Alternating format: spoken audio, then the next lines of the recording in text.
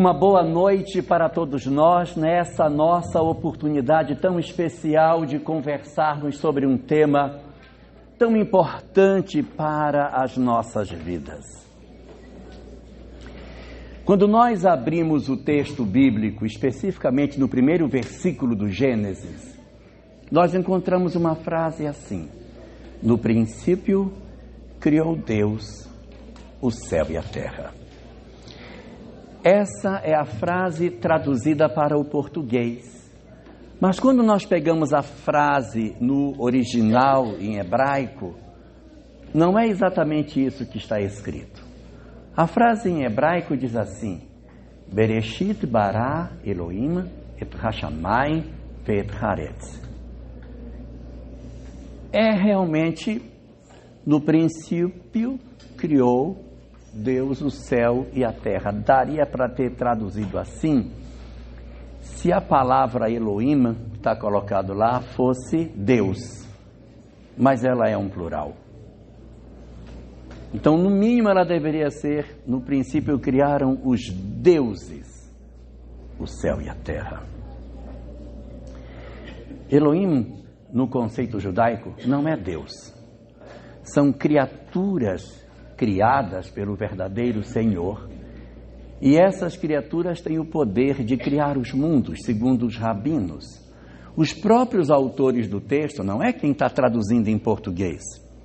Quem lê no original em hebraico, os rabinos, os sábios que estudam o judaísmo, dizem que aí está colocado a seguinte informação: que um grupo de entidades espirituais criadas pelo verdadeiro Criador é que criou o nosso mundo. Bereshit bara Elohim.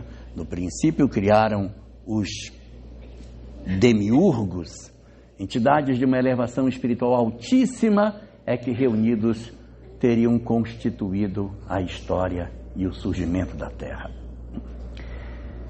Esse conceito, ele pode, de certa maneira, incomodar algumas visões que o cristianismo tem. Alguns segmentos cristãos podem se sentir incomodados com essa fala. Mas a doutrina espírita vê de maneira muito confortável essa informação. Ela não se incomoda com isso, porque para a visão que o espiritismo tem, verdadeiramente, a terra, em que pese ela ter sido uma obra do Criador, ela, em última instância, ela é criada a partir da ação de um conjunto de espíritos de uma condição elevadíssima. Nós temos uma obra que foi escrita através de Francisco Cândido Xavier, chamada A Caminho da Luz, recebida em 1938. E essa obra fala para nós que, no começo do surgimento da Terra, uma equipe muito grande de espíritos, de uma elevação espiritual estupenda, estavam reunidos para iniciar a construção da Terra. E onde que fica Deus nessa história? Deus é o Senhor do universo infinito, o universo que não tem fim, o Criador de todas as coisas. E existem, segundo a visão da doutrina espírita, entidades espirituais elevadíssimas que tomam conta de porções do universo.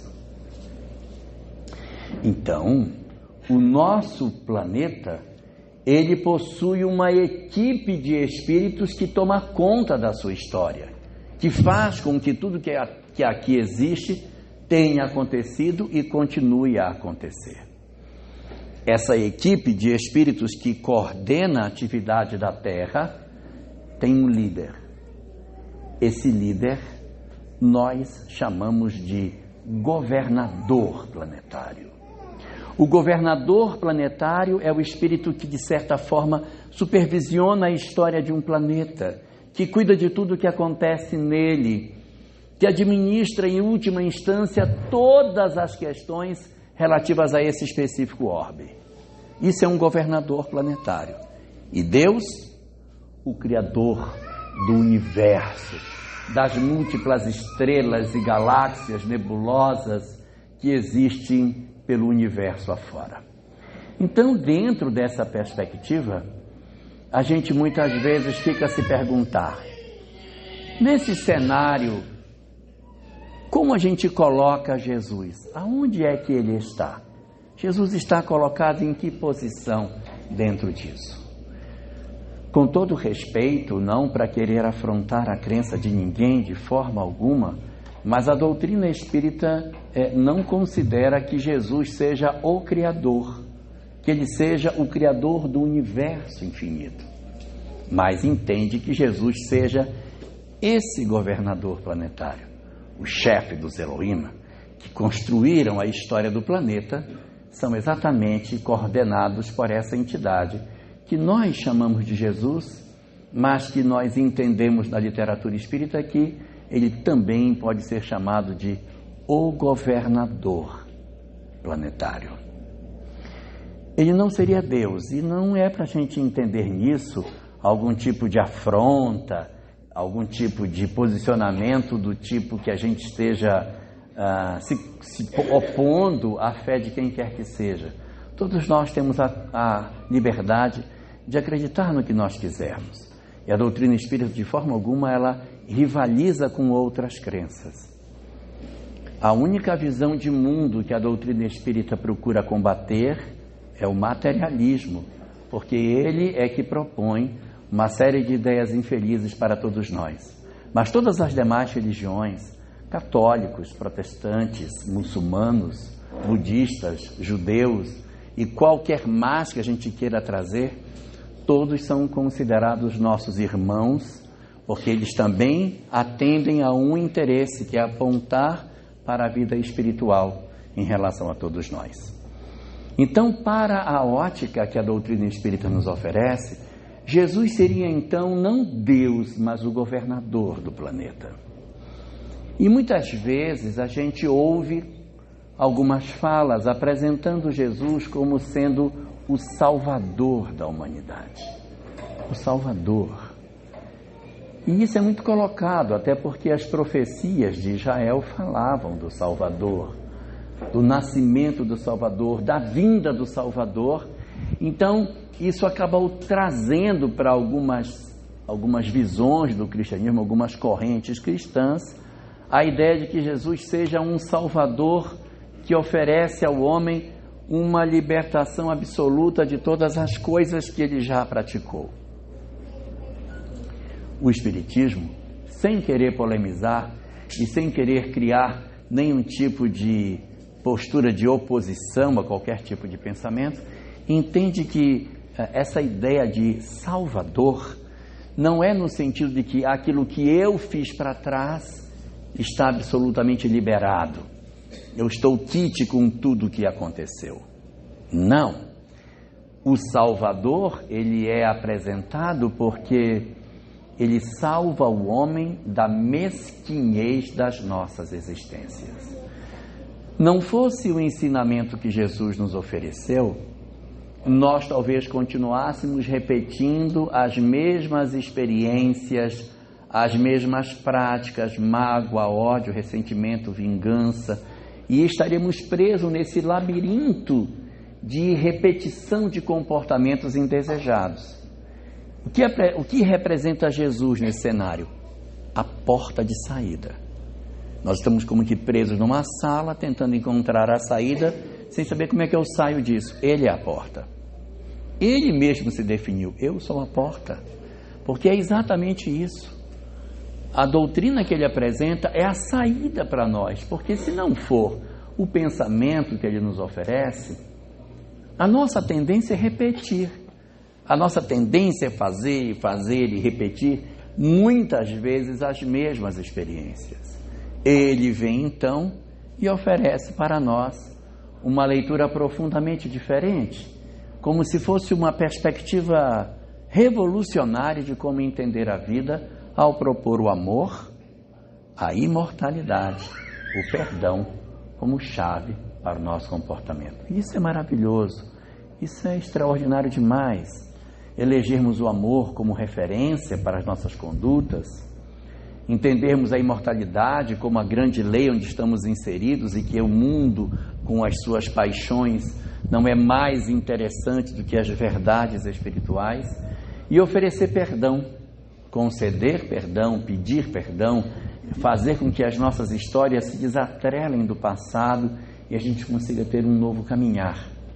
É nesse sentido que o Espiritismo entende que ele seja o nosso Salvador.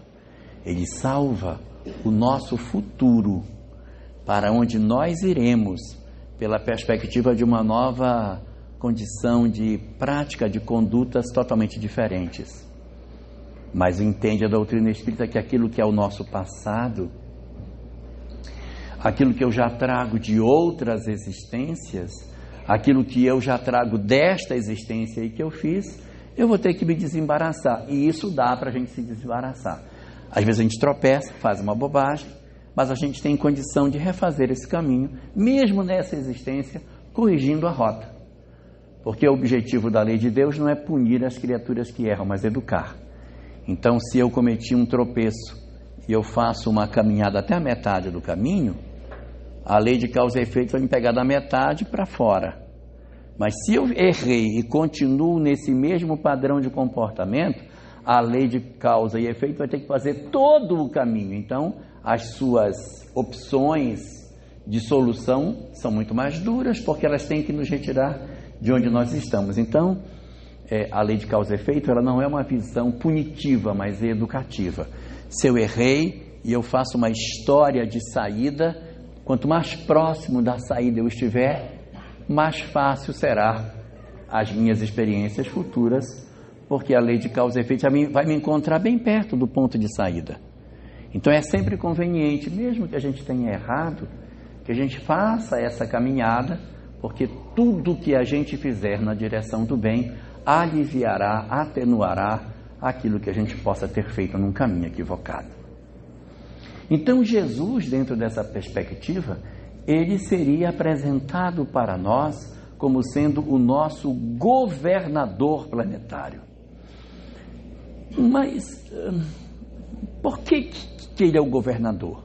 O que ele tem de especial para que ele tenha essa condição, esse título de ser um governador de um planeta? O que a gente pode buscar disso?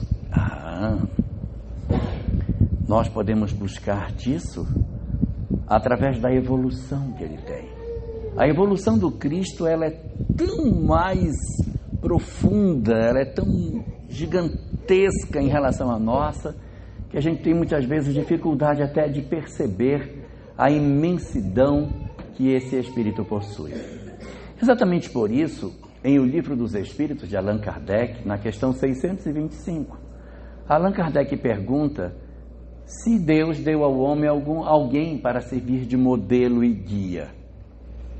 E a resposta é que essa pessoa, esse modelo e guia, é Jesus. É Jesus. Muito bem.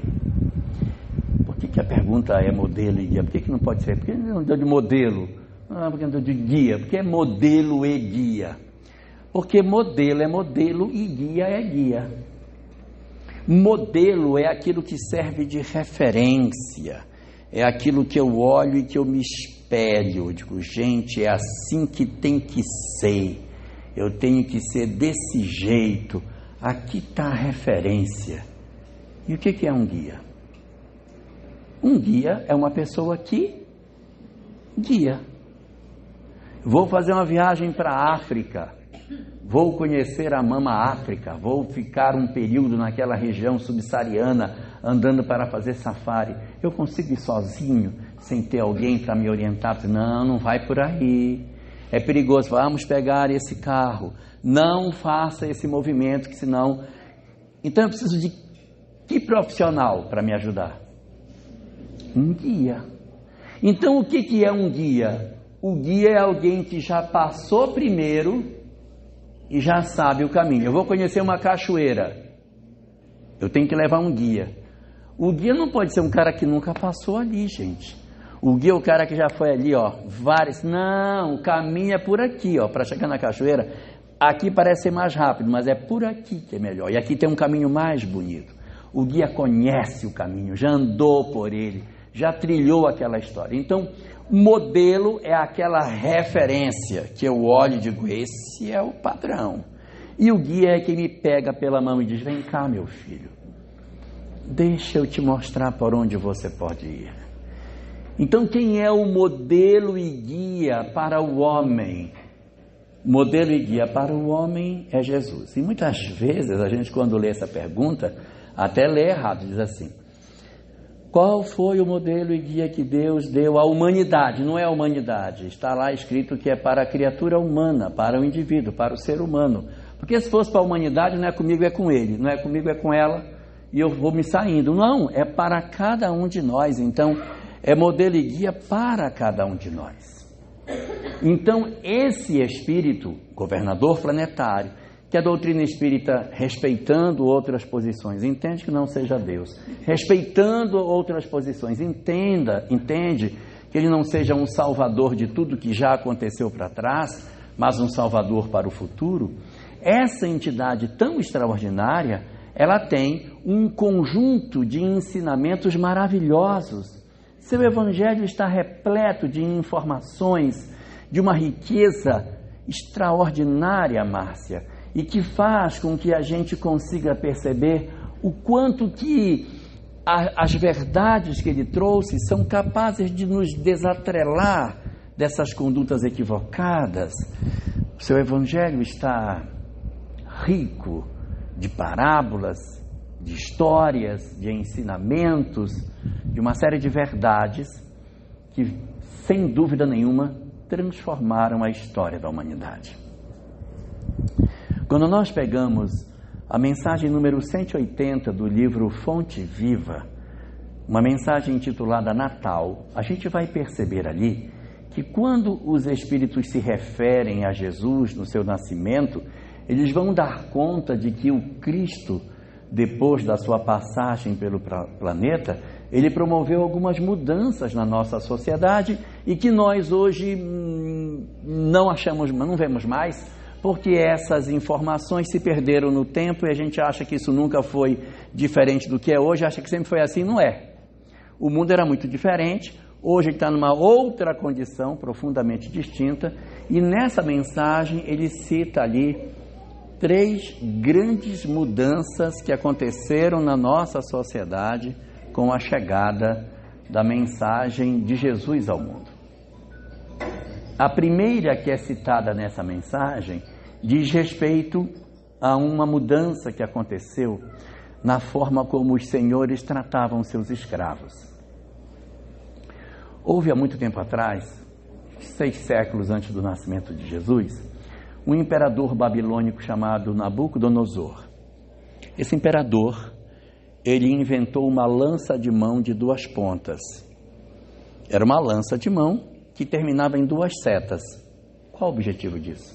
Porque não tem uma seta só e ser de mão. Era uma lança para cegar pessoas. As pessoas vinham do campo de batalha como vencidos, ele fazia uma fila e ele tinha o prazer de cegar pessoalmente os escravos que ele recebia. Essa conduta ela se espalhou pelo mundo e outros senhores também passaram a cegar os seus escravos, como uma forma de poder. A partir do momento em que essa ideia chega ali na região da Grande Palestina, a Fenícia, hoje Líbano, foi um país onde essa prática também era muito comum. E os espíritos relatam que após a divulgação do cristianismo naquela região, essa prática de cegar os escravos, ela foi progressivamente abandonada. E os escravos deixaram de ter os seus olhos vazados pela crueldade dos seus senhores, em função do avanço da mensagem de Jesus. Uma segunda grande mudança que a gente vai ter é na capital do Império Romano. Todos nós sabemos, não é? Que no começo da história do Império Romano, ali no século I ainda, no ano 79, o Coliseu foi inaugurado e as grandes batalhas que aconteciam no Coliseu, ou no Circo Máximos, onde os gladiadores lutavam, era uma diversão ir para lá, assistir as pessoas se matarem, os corpos serem dilacerados pelos animais, depois serem puxados da arena cheia de sangue, como se aquilo fosse uma brincadeira, e homens estavam, na verdade, ali perdendo a vida. Os espíritos também relatam que o avanço do cristianismo fez com que essa prática da matança no circo ela fosse gradualmente diminuída à medida que o cristianismo avançava. E uma terceira grande mudança, também apresentada na mesma mensagem, número 180 do livro Fonte Viva, é quando relata que nos tempos antigos em Jerusalém, e a gente sabe disso, os chamados doentes eram relegados aos vales da imundície e não poderiam vir para a cidade. A partir do momento em que a Casa do Caminho, formada pelos discípulos de Jesus, se estabeleceu, eles passam a recolher os miseráveis, os famintos, os desgraçados, os chamados leprosos, e são acolhidos nessa instituição para que ali possam ser tratados, cuidados, mudando completamente a maneira como a sociedade israelense lidava com os aspectos relativos à doença, ao adoecimento, com o surgimento do cristianismo. Então sua mensagem é estupenda, sua passagem na terra traz ensinamentos maravilhosos, faz com que a gente perceba em Jesus um grande mestre. Mas e se ele não tivesse ensinado nada? Ou se ele não tivesse vindo? O que poderíamos ter aprendido com ele? Que lições poderíamos ter com o mestre? Se ele tivesse vindo e não tivesse ensinado o que ele ensinou. Por isso hoje eu vou falar de 12 vezes que o nosso governador planetário nos foi guia, nos foi modelo para que a gente utilize isso nas nossas vidas pessoais. Para que a gente consiga, de posse dessas informações, Cláudia, fazer a mudança das nossas histórias de vida, olhando para esse modelo a quem nós chamamos de Jesus. A primeira grande lição que nós aprendemos com o nosso governador planetário, a primeira delas, é a obediência. Porque quando aquele colégio de entidades espirituais se reúne para decidir sobre o surgimento de um novo planeta e a designação de quem seria o governador desse orbe, isso há 4,5 bilhões de anos atrás, quando a Terra iria surgir e esse espírito foi designado para cuidar dela, significando que ele foi designado para cuidar porque ele já era um espírito crístico naquele período. E nós não sei o que a gente era. Não sei. Eu sei que há 1 milhão de anos atrás a gente era o Homo erectus, aquele homem das cavernas lá, e ele era o Cristo planetário. Há 500 milhões de anos atrás a gente era a espécie mais evoluída do planeta. Há 500 milhões. Eram os peixes. Devia ser um peixe pré-histórico em algum lugar por aí, aprendendo a nadar, comer, se esconder do predador. E ele era o Cristo planetário. Há 1 bilhão de anos atrás, nós éramos as algas azuis, era só o que tinha no planeta. O que tinha de melhor no planeta era as algas azuis. Então a gente devia ser uma alga azul em algum canto aí do oceano, uma alga azul. E ele era o governador planetário. Mas isso é 1 bilhão. Ele está há 4,5 bilhões de anos tomando conta do planeta. Dá para ter ideia da noção de diferença nossa para ele? Se alguém conseguir me fala, porque até hoje não entendi. Então, é muito distante, nós estamos muito longe dele, muito longe. A grandeza dele é gigantesca, porque ele já era antes de nós sermos. Ele já era crístico e a Terra ainda ia se formar. Há 1 bilhão de anos atrás é que surgiu a vida orgânica. Ele já era Cristo há 4,5 bilhões de anos. Então a primeira grande virtude que a gente aprende com ele é a obediência. Porque ele poderia fazer que nem a gente faz. Não vou fazer. Recebi a missão, mas eu não quero. A gente faz isso em casa. Quando a mãe diz assim, você vai lavar a louça hoje? Não quero. Passa para outro. Então quando a gente não assume as responsabilidades, quando a gente não aceita aquilo que a vida nos pede para fazer. Você tem um filho difícil, um marido complicado, um pai problemático, uma mãe narcisista. Eu nem vou falar de sogra, mas você tem pessoas em casa que são difíceis e você desiste delas. Você desiste. Você não obedece. Não vou fazer. Não quero, não faço.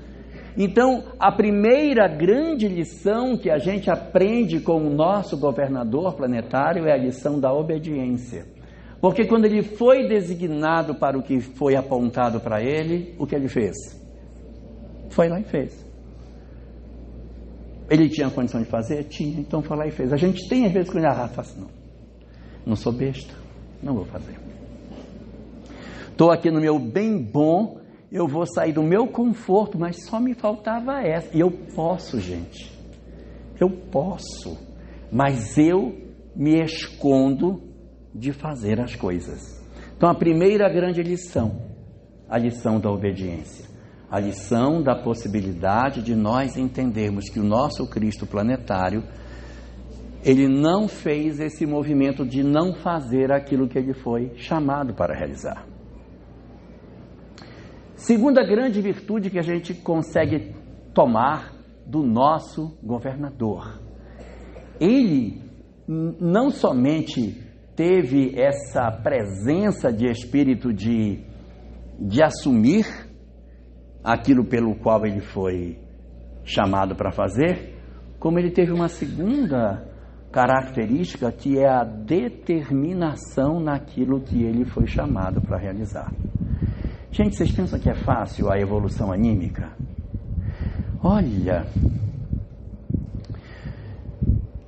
a Terra tem 4,5 bilhões de anos, 4,5, mas só tem vida orgânica no último bilhão. Os outros 3 bilhões e meio, ele ficou trabalhando para o surgimento da vida.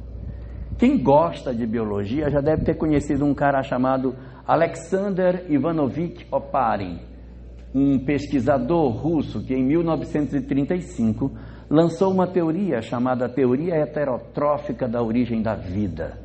Uma teoria que apresenta como é que a vida inorgânica se transformou em vida orgânica. Quem fez o primeiro ano do ensino médio ter achado esse negócio aí. Não? Ninguém estudou teoria heterotrófica? Estudou teoria? Está estudando, muito bem. Então vamos continuar nela. A teoria heterotrófica da origem da vida diz que a matéria era inorgânica e no curso de múltiplos milhões de milênios a matéria inorgânica foi os aminoácidos se transformaram em proteínas, as proteínas se transformaram em colóides, os colóides em coacervados, não é isso? E os coacervados deram origem à célula, estou certo? Estou correto? Muito bem. Então, esse grande mecanismo de evolução tem a mão de alguém. Há uma mão invisível que está fazendo com que esse processo aconteça. Existe uma mão invisível trabalhando para que isso se dê. Essa teoria de Oparin, de 1935, ela não tinha comprovação científica. Em 1954, 2 estudiosos americanos, Stanley Miller e Sidney Fox, repetem o experimento 24 anos depois e concluem que era verdade. Realmente era possível. Eles fazem um experimento em que os gases bastante leves que estavam na atmosfera se transformaram em aminoácidos. Aí quando eles deram a entrevista, foi muito legal. Eles foram dar a entrevista e aí os repórteres perguntaram: então, professor, é verdade que é possível, então, a vida orgânica do planeta ter surgido assim? Nós, então, podemos provar que foi assim que a vida surgiu? Aí o Sidney Fox disse: é pena que nós não tenhamos a paciência de esperar por 1 bilhão de anos, porque se nós pudéssemos esperar, um homem quebraria o balão e sairia de dentro dele. É uma imagem poética de que estava comprovado que a vida estava realmente ali apresentada. Mas o nosso governador planetário, ele tem um gigantesco trabalho de fazer o surgimento da vida durante 3 bilhões e meio. E quando surge a vida orgânica, quando o DNA surge no planeta, é uma festa. Porque agora era fácil, já estava o DNA pronto, agora é só 1 bilhão, a gente vai ter o homem, está tranquilo já. E ele tem mais 1 bilhão de anos para poder fazer surgir a espécie humana. Olha a determinação dele. Não só obedece, como prossegue no propósito. E a gente larga os outros pela metade. A gente recebe uma visita da mãe para passar férias. Diz, não, pode vir, vai ser tranquilo. Com 1 semana você está, mamãe, quando é que a senhora vai? É a sua passagem. Nós não temos paciência, nós queremos abandonar as coisas. E o nosso governador planetário, o meu relógio foi embora? Eu estou olhando o relógio dele. Ah, tá bom. Então, estou me guiando pelo dele. Então, o nosso governador planetário, quando ele, na verdade, abraça essa proposta, ele sabia do gigantesco trabalho de evolução anímica que a gente teria. E ele está trabalhando até hoje. Olha, nós chegamos nesse estágio. A gente pensa que nós somos a gente não é o resultado, tá? Nós somos mais uma etapa pré-histórica. Só que a gente é uma etapa pré-histórica que sabe que está consciente do que aconteceu. Mas nós não somos o término, nós ainda somos uma parte da história, nós vai melhorar ainda. A gente não será feio assim por todo sempre. A espécie continua, todas as espécies continuam evoluindo. O governador planetário continua trabalhando todas as espécies do planeta. Todas. Uma terceira característica que o nosso governador possui e que a gente precisa aprender. A característica que ele tem quando ele recebe a notícia de que um grupo de espíritos de outros lugares do universo estavam precisando de um lugar para reencarnar. Eles não eram da Terra.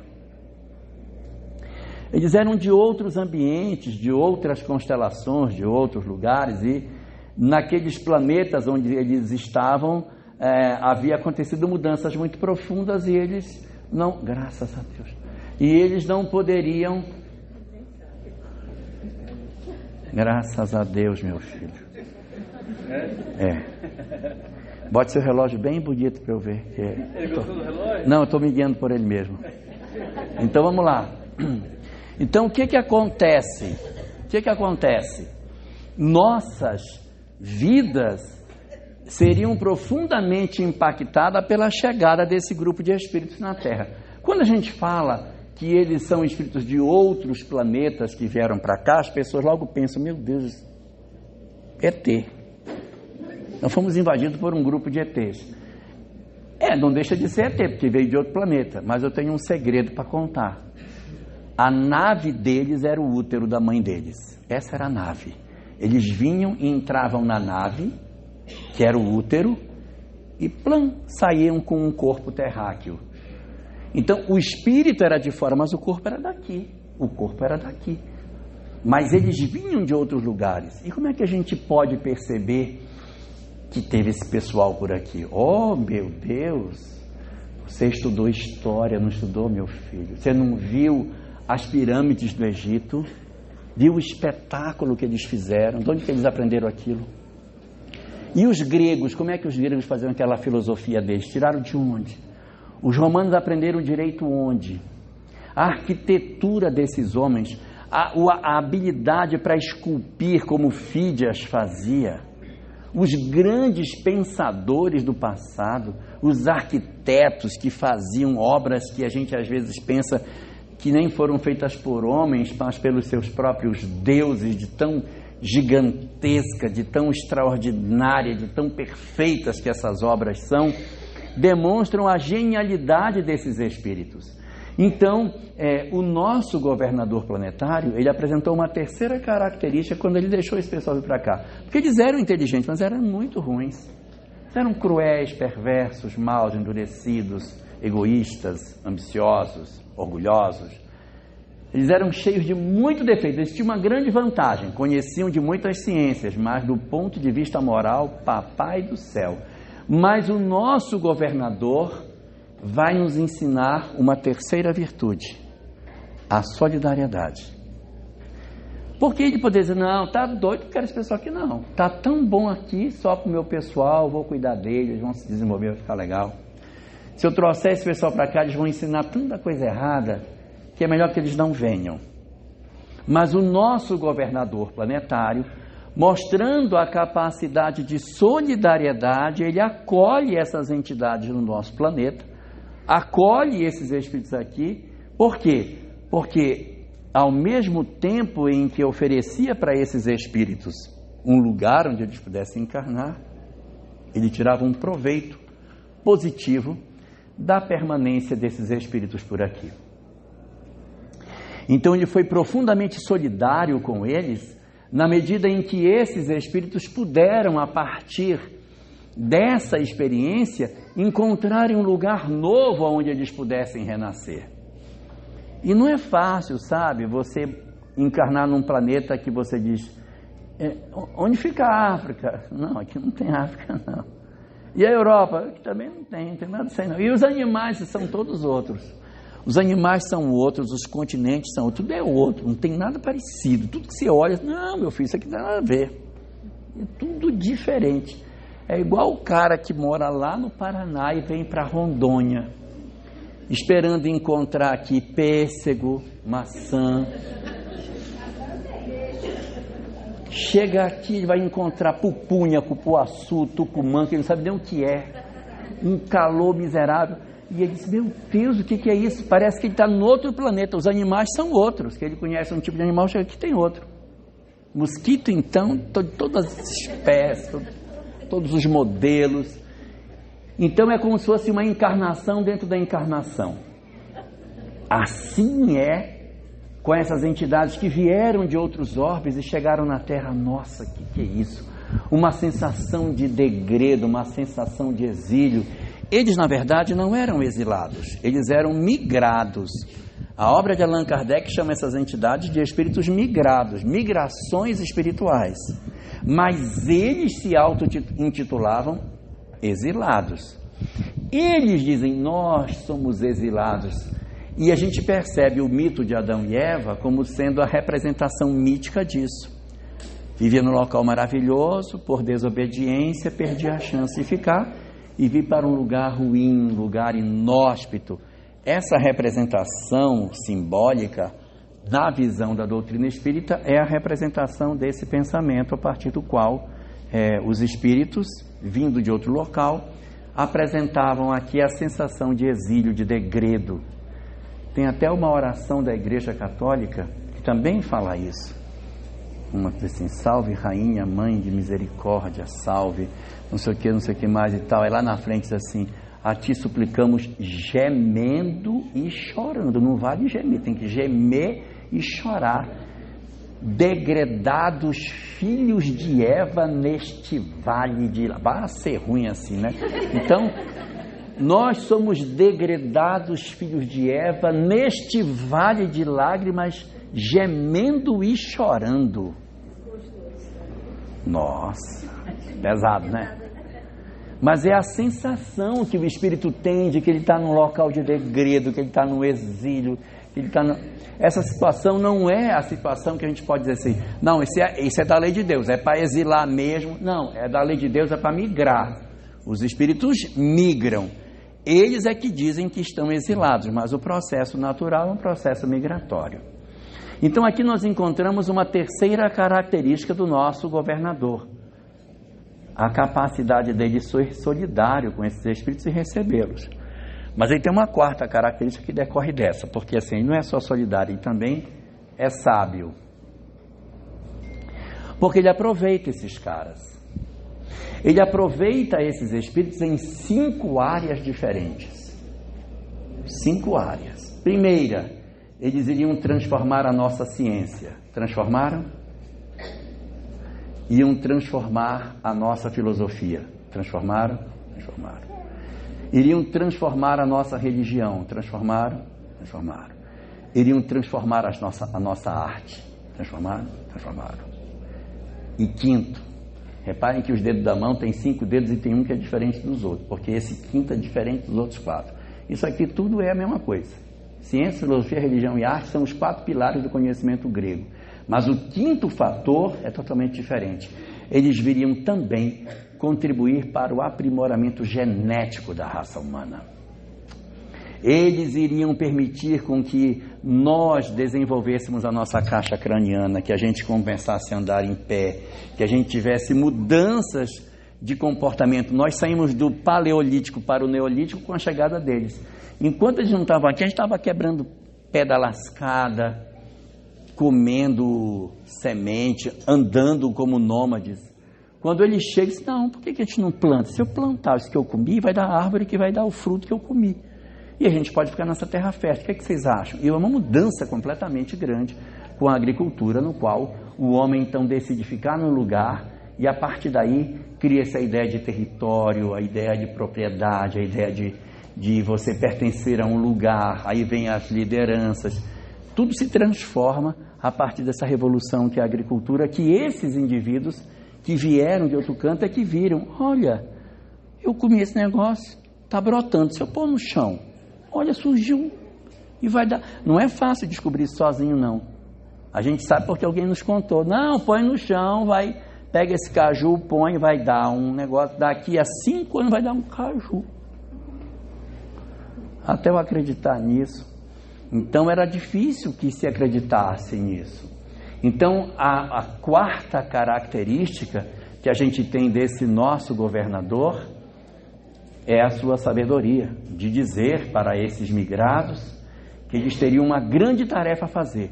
Eu dou com uma mão para vocês a oportunidade, e com a outra mão eu peço de vocês a contribuição para que vocês ergam a civilização na terra e deixem aqui um contributo maravilhoso. Esses espíritos ficaram até bem interessados, sabe? Mas eles ficaram com medo de dar errado, porque um mundo estranho, um lugar distante, tudo diferente. Se no mundo onde eles estavam, que estava tudo organizado, deu errado, que dirá aqui que está tudo por fazer, está tudo desorganizado? A chance de dar errado era maior. Disse, olha, a gente não tem condição de ficar aqui sem ter um suporte, a gente precisa de um suporte para poder dar certo. E aí vem a quinta característica do nosso governador. Ele disse para esses migrados o seguinte: eu vou enviar na terra espíritos para ensinar vocês o caminho do bem. A preocupação em oferecer para os espíritos uma oportunidade que eles se desenvolvessem espiritualmente. Então o que a gente vai notar com a presença do governador planetário? Ele não simplesmente enxerga a solidariedade, como ele encontra uma alternativa de ser útil para aquele pessoal e promete para eles uma chance de se transformarem. A gente não costuma fazer isso. Quando a gente vê uma pessoa problemática, olha, tira essa pessoa daqui que isso vai só dar problema. A gente não quer oferecer ajuda para quem está precisando.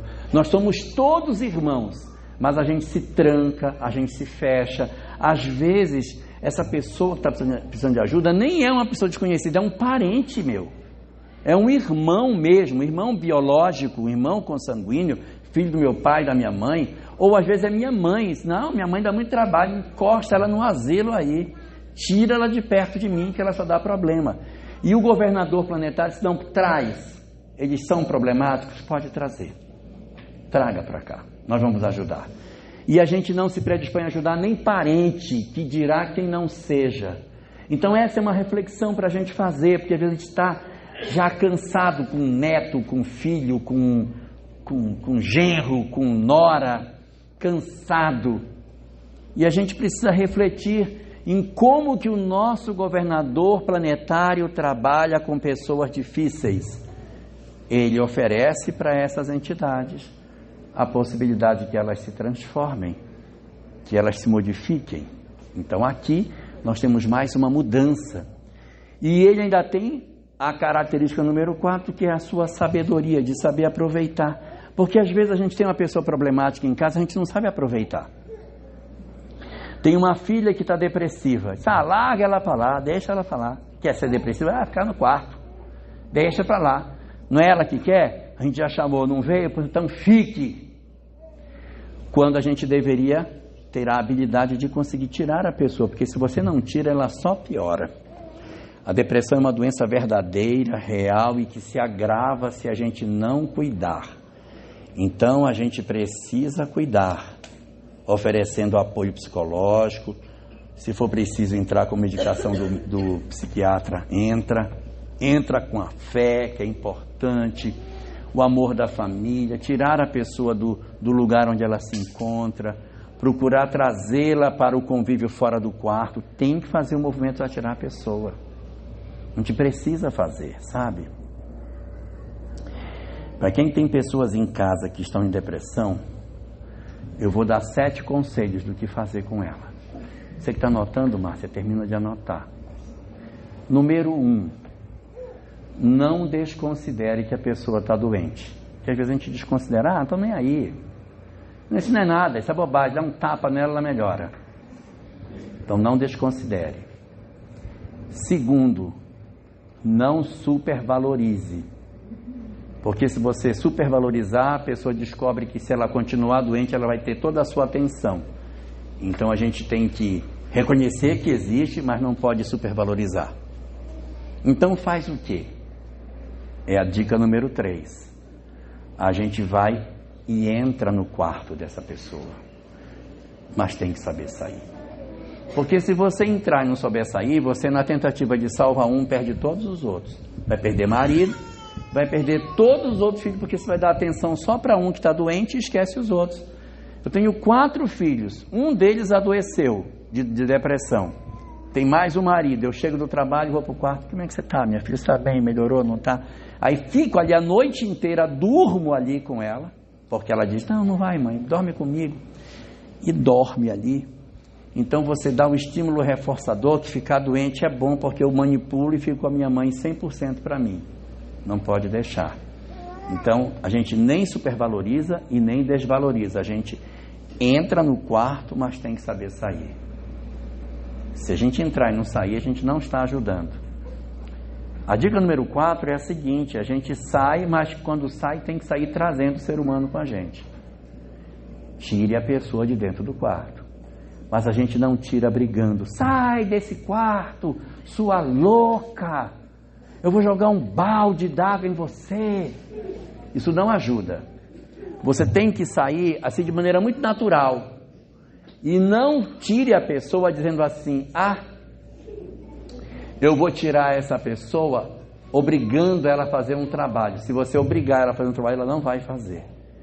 Você tem que trazê-la para fora para ela fazer um trabalho com você. Então você diz, minha filha, eu vou preparar o jantar, vem comigo, eu vou esquentando o jantar e você vai colocando a mesa. Minha filha, eu vou fazer um bolo, eu vou preparar o bolo e você vai batendo as claras. Filha, eu vou preparar, vou lavar a louça, eu vou lavando, você vai enxugando. Então você tem que fazer a tarefa junto, não dá a tarefa só para ela sozinha que ela não vai fazer. Você é assim, levante e vá lavar a louça, ela não vai fazer, ela não faz. Então você vem junto e tira a pessoa, tá bom? Então tem que dar a tarefa junto com a pessoa, tá? Dica número 5. Dica número 5. Você, dentro das possibilidades que você tiver, leve esta pessoa para fazer um exercício físico. Tire do quarto e dê a ela alguma atividade para ela fazer de exercício físico. Ela precisa realizar atividade física. Isso é muito bom, tá? Para ela se desenvolver. Dica número 6. Não reduza a pessoa a ser simplesmente um depressivo. Olha, essa aqui é a minha filha. É depressiva ela. Não faça isso. Não apresente seu filho ou sua filha para ninguém como depressivo. A pessoa nem conhece. Depressivo. Mas ela vai ficar boa, não vai, minha filha? Minha filha vai ficar boa. Está depressiva, mas vai ficar boa. Não precisa. Não reduza a pessoa a uma coisa como se ela fosse... O que ela é? Ela é um depressivo. Ela não é. Ela é uma pessoa. Trate com naturalidade. Não trate como se ela fosse uma pessoa imprestável. E último, cuidemos de algumas meninas, principalmente, que usam roupa de moletom escuro e segura a ponta do moletom com os dedos. Cuidado, quem tiver menina adolescente que anda com um moletom, calor danado em Rondônia, e aquele moletom ela segurando assim a pontinha dele, geralmente escuro. Por quê? Muito provavelmente existe automutilação e ela usa o moletom escuro para que o sangue não apareça. E ela segura a ponta do moletom para que não suba e apareça os cortes que ela faz nela. Se isso acontecer, não se desespere. Meu Deus, você está se cortando. Porque para ela aquilo ali é uma via que ela entendeu. Então não se desespere, não se escandalize. Converse com naturalidade, mas é importante entrar com medicação aí, tá? Para ajudar, porque casos de automutilação são casos mais graves nesse sentido. Tá bom? Muito bem, vamos voltar. Então, o nosso governador planetário, ele não abandona as pessoas, ele sabe aproveitar. Então, tem uma pessoa depressiva em casa, aproveita a pessoa. Olha, minha filha, me ajuda aqui. Vou fazer um negócio, eu vou preparar, vou fazer uma espécie de crochê, eu vou fazendo aqui, você vai ajeitando ali. Vai desenrolando o novelo para mim. Insere a pessoa naquilo que você está fazendo e acredite que ela é capaz de realizar as coisas. Senão a gente acaba se atrapalhando. E essa quinta característica do nosso governador, de ter compromissos assumidos e assumir, é muito bonita. Porque às vezes a gente dá uma palavra e não cumpre. Se eu vou mandar um pessoal para tomar conta de vocês, ele não manda. Amanhã eu deposito, faço Pix. Eu não faço. Eu digo que vou, eu não vou. Eu acerto que sim, mas é não. Então essas nossas falhas, elas também são problemáticas. E a gente precisa honrar os nossos compromissos. E o nosso governador, ele honra o compromisso dele. Ele diz, eu vou mandar um pessoal para tomar conta de vocês, ele manda. Ele manda Krishna, Buda, Sócrates, Zaratustra, Confúcio, Furri, Hermes Trismegisto, os sábios dos Vedas, os sábios da Cabala. Ele manda uma quantidade imensa de pessoas que nascem nesses povos exatamente para trazer a mensagem para eles especificamente.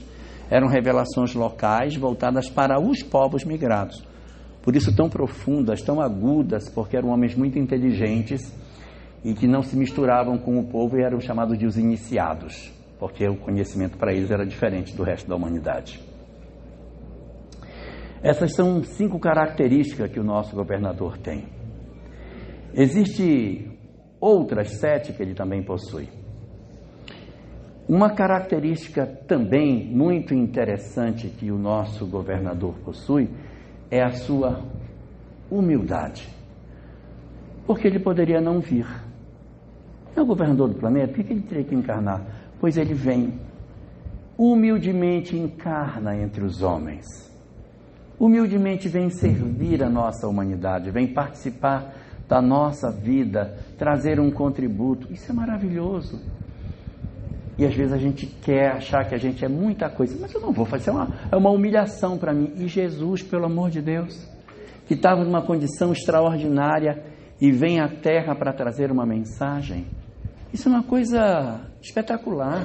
A humildade do governador encarnar no planeta, numa condição de pobreza, nascer numa estrebaria, seu berço é uma manjedoura, vive numa pobreza, numa região pobre do Império Romano, na condição de escravo.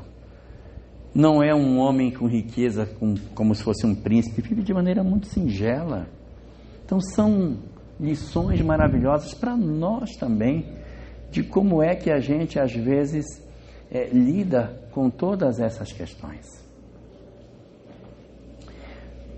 Uma característica 7ª que ele tem, eu já dei 5, já disse que ele era obediente, disse que ele era determinado, disse que ele era solidário, que ele era sábio, Tá certo? Tá certo, Márcia? Sim. Sim. Disse também que ele era comprometido, não é? Disse que ele era humilde. Eu já dei 6, agora eu vou dar a 7ª. Ele também era alguém de uma renúncia enorme, porque além dele nascer na terra, como ele viveu entre nós, renunciando às coisas, renunciando à riqueza, renunciando à fama, o poder, toda essa forma como ele viveu entre nós, demonstrando uma simplicidade absurda, que às vezes a gente não quer. A gente só quer roupa se for de marca, né? Tem que ter grife, senão não quero. Tem que ser bonito, senão não visto. A gente às vezes só quer as coisas se tiver todas as condições. Ele não exigiu condição para que isso acontecesse. Isso é fantástico. E a 8ª característica que ele tem é uma característica muito interessante, porque quando começaram a acontecer os perseguidores da ideia cristã, o que é que Jesus fez? Tinha um monte de gente perseguindo o cristianismo. Ele pegou esse pessoal que perseguia e encarnou dentro do cristianismo. Mas, Senhor, vai estragar o cristianismo. Não faz mal, deixa estragar. Mas eles vêm para dentro do cristianismo. Porque se fosse eu o Cristo planetário, eles não viriam nunca. Dizem, não, vocês estão estragando o cristianismo, vocês vão lá para o budismo, vão ficar 1000 anos lá no budismo, vocês não vão nem ver o cristianismo para ele se desenvolver, pois ele não faz isso. Ele pega, quem é que está perseguindo o cristianismo? São esses? Bota dentro. Vai estragar, não faz mal, bota dentro. Ele botou esse pessoal dentro e estragou, porque o pessoal que entrou entrou no cristianismo tinha uma série de ideias pagãs e corrompeu o cristianismo, transformando o cristianismo numa doutrina parecida com o paganismo. De onde veio? Por que houve tanto apelo pagão dentro do cristianismo depois de um certo século para frente? Pela quantidade de espíritos que eram contrários ao pensamento cristão e que ingressaram dentro dessa proposta e acabaram atrapalhando o cristianismo. Mas Jesus vê longe, tá? Diz, não, deixa... Eles vão estragar, depois eles vão perceber que fizeram besteira, aí eles vão reencarnar tudo espírita amanhã. Aí vão dizer assim, porque na Inquisição fiz muita besteira. Pois é, mas é assim mesmo.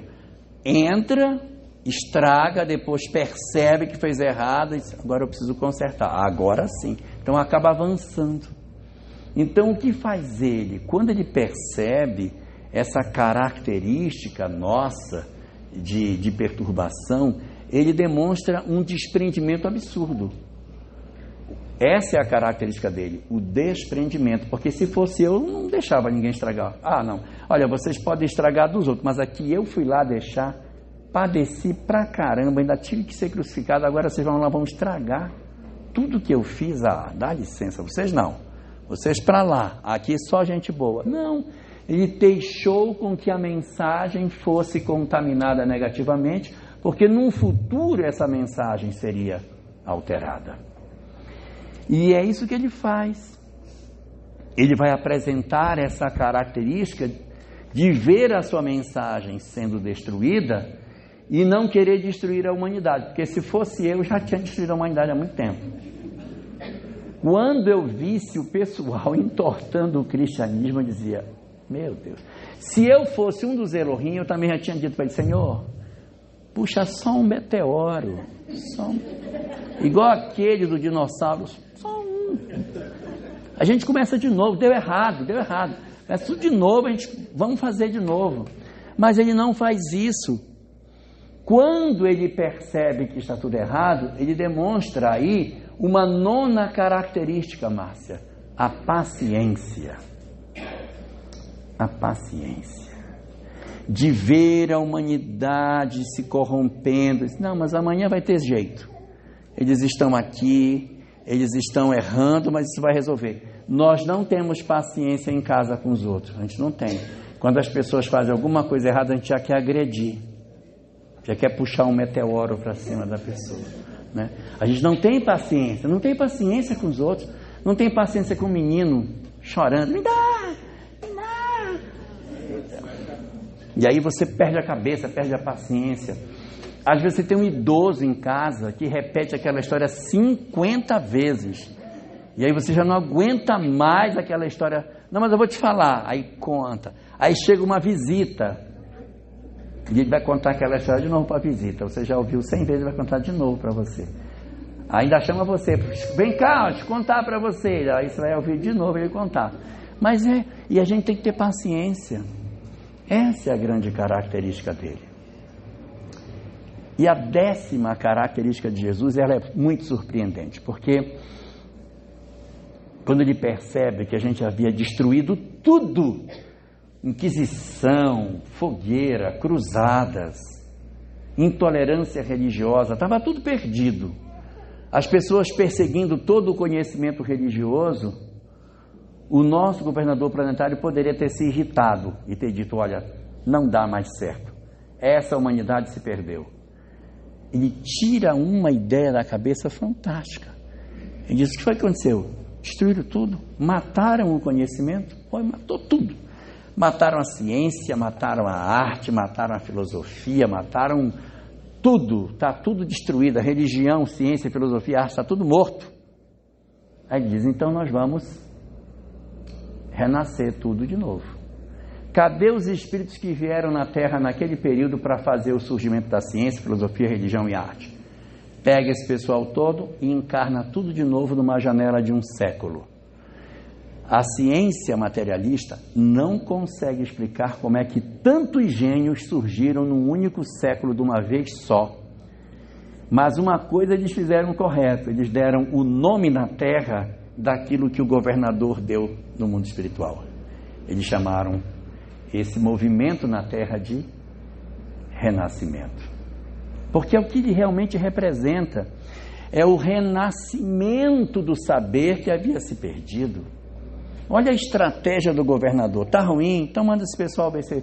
Ficou tão ruim, mas tão ruim que não tem mais jeito, então chama o pessoal para fazer tudo de novo, vamos começar de novo. Manda esse pessoal renascer, aí vem Rafael Sanzio, Leonardo da Vinci, Michelangelo, Nicolau Tartaglia, tem Erasmo de Roterdã, Tintoretto, uma quantidade enorme de artistas, pensadores, que vão fazer ressurgir o conhecimento. E é engraçado que são os mesmos espíritos da Grécia Antiga, da Roma Antiga, são os mesmos.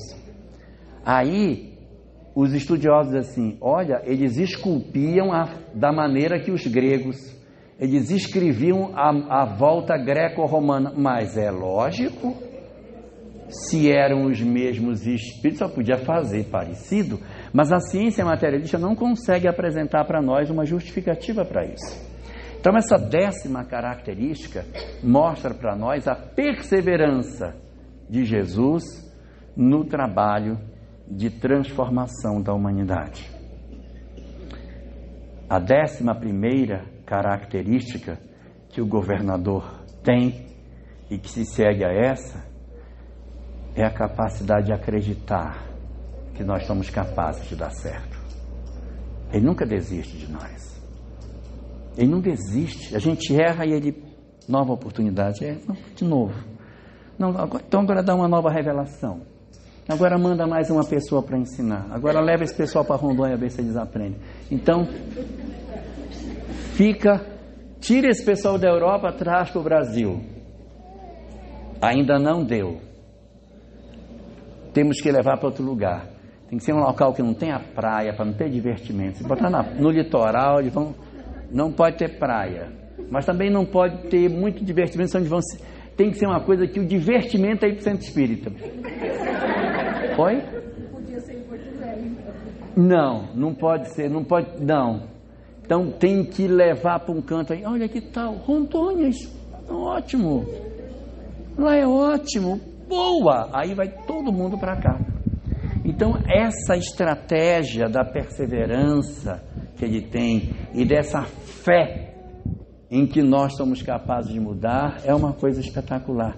A não desistência dele com relação a nós, a insistência. Olha, o governador planetário vem trabalhando desde o começo do surgimento do planeta.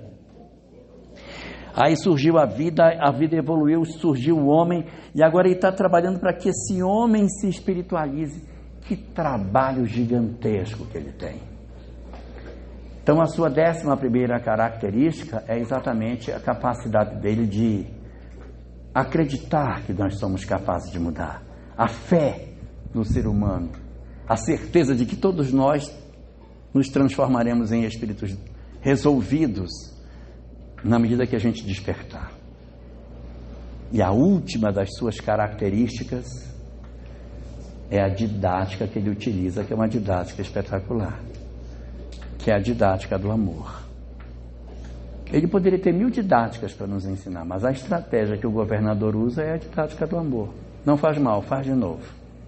Não tem problema, vamos novamente. Vamos dar mais uma chance para você. Ah, então vai nascer todo torto. Não, faz ele nascer sadio, mas dá um centro espírita para ele trabalhar.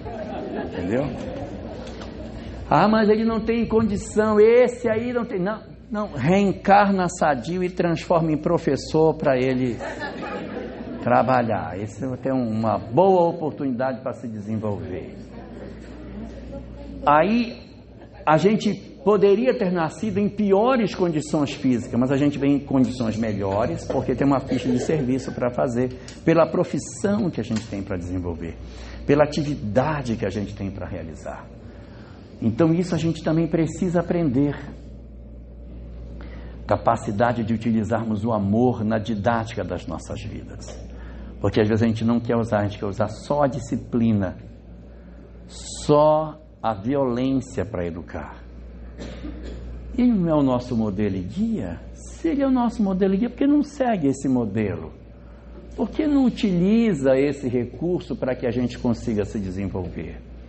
Então, quando a gente vê na doutrina espírita que Jesus é o modelo e guia, não é só pelo que ele ensinou encarnado, mas é pelo que ele ensinou também no tempo em que ele, como governador planetário, pôde nos ajudar nesse propósito de construção da nossa personalidade. Para terminar a nossa conversa de hoje, eu queria ler para todos nós aqui uma mensagem de Emmanuel, que está no livro Pão Nosso, capítulo 62, chamado Jesus para o Homem.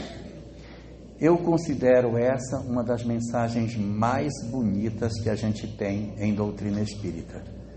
E eu queria usar essa mensagem de Emmanuel para a gente encerrar a nossa conversa de hoje sobre esse magnífico modelo e guia que Jesus é para as nossas vidas. Emmanuel pega uma frase da carta de Paulo aos Filipenses, no capítulo 2, versículos 7 e 8, aonde Paulo diz assim: E achado em forma como homem, humilhou-se a si mesmo, sendo obediente até a morte, e morte de cruz. Emmanuel escreve: O Mestre desceu para servir, do esplendor à escuridão, da alvorada eterna à noite plena, das estrelas à manjedoura, do infinito à limitação, da glória à carpintaria, da grandeza à abnegação, da divindade dos anjos à convivência com a miséria dos homens, da companhia de gênios sublimes a estar com pecadores, de governador do mundo a servo de todos, de credor magnânimo a escravo, de benfeitor a perseguido, de salvador a desamparado, de emissário do amor a vítima do ódio, de redentor dos séculos a prisioneiro das sombras, de celeste pastor a ovelha oprimida, de poderoso trono à cruz do martírio, de advogado das criaturas a réu sem defesa, dos braços dos amigos ao contato de ladrões. De doador da vida eterna a sentenciado no vale da morte. Humilhou-se e apagou-se para que o homem se eleve e brilhe para sempre. Ó Senhor, que não fizeste por nós, a fim de aprendermos o caminho da gloriosa ressurreição no reino. Emmanuel. Boa noite para nós.